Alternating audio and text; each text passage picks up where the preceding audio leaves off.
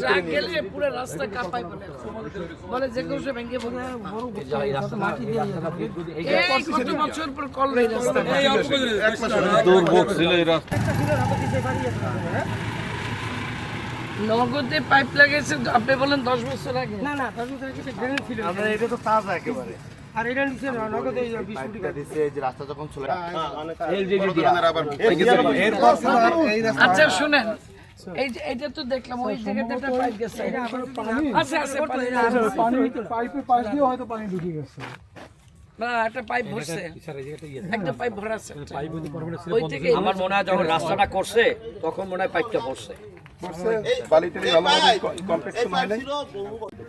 লইলাম পারলে গাড়ি কই পাইপ ভাঙে উঠে না জব্দ তখন আমরা চলে এসেছিলাম।